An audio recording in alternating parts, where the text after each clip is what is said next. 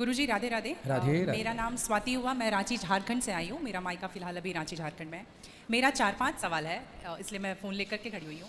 मेरा पहला सवाल ये है गुरुजी कि मम्मी जैसे जितिया करती है, हम लोग 3 भाई बहन हैं, 2 बहनें हैं 1 भाई, और मेरे घर में एक छोटा सा कुत्ता भी है। तो वो गुरुजी भाई बहन के समान ही है, समझ लीजिए। मतलब मम्मी हम लोगों के कंपैरिजन में उसको ज़्यादा प्यार करती है।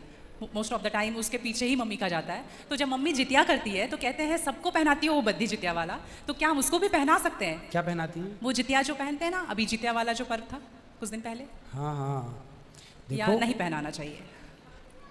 ये क्या होता है, पहले ये समझाओ, हम अभी समझे नहीं क्या होता है।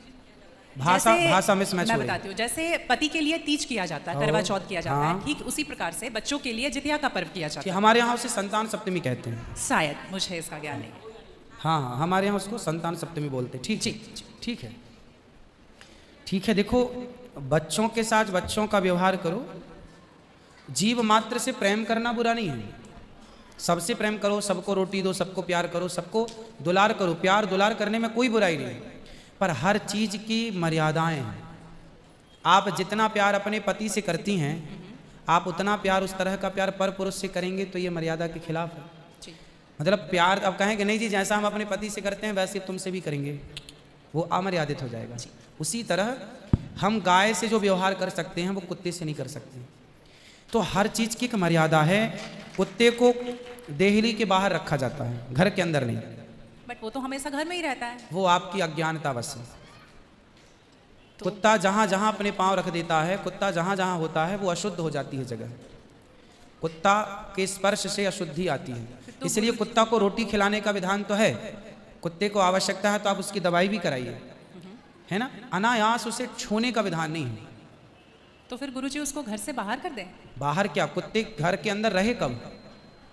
आज के जमाने में फैशन का जमाना, तो लग्जरी गाड़ियों में घूम रहे कुत्ते। गाय है आपके घर में?